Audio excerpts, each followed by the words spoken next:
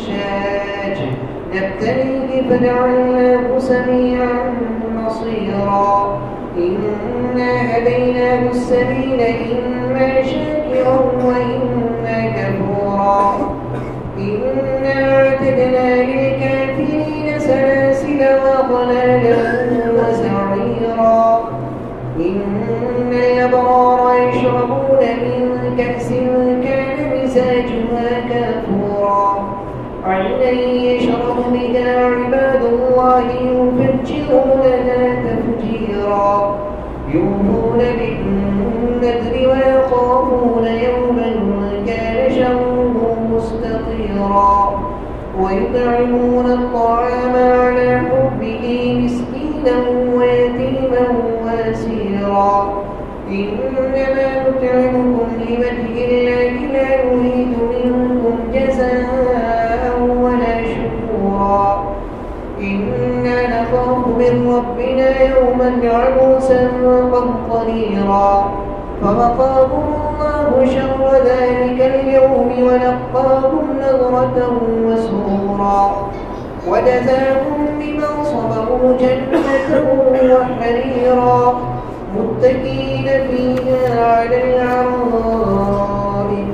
لا يرون فيها شمسا ولا زمهريرا ودانية عليهم ظلالها وذللت قطوفها تذليلا ويطاف عليهم بآنية من فضة وأكواب كانت قوارير من فضة قدروها تقديرا ويسقون فيها كأسا كان مزاجها زنجبيلا عينا فيها تسمى سلسبيلا ويطوف عليهم بلدان مخلدون إذا رأيتهم حسبتهم لؤلؤا منثورا وإذا رأيت ثم رأيت نعيما وملكا كبيرا عاليهم ثياب سندس خضر واستبرق وحلوا أسابر من فضة وسقاهم ربهم شرابا طهورا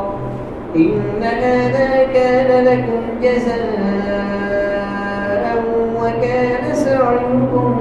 مشكورا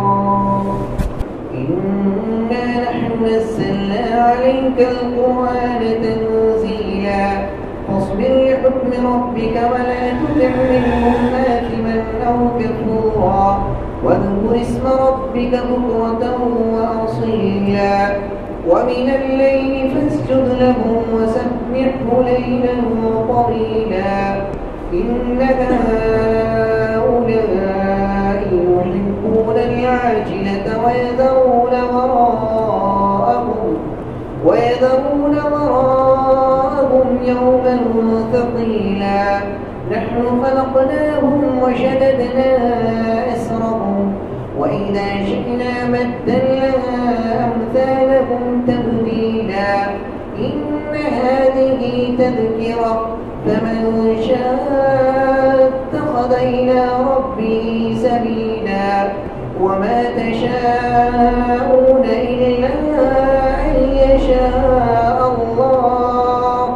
إن الله كان عليما حكيما يدخل من يشاء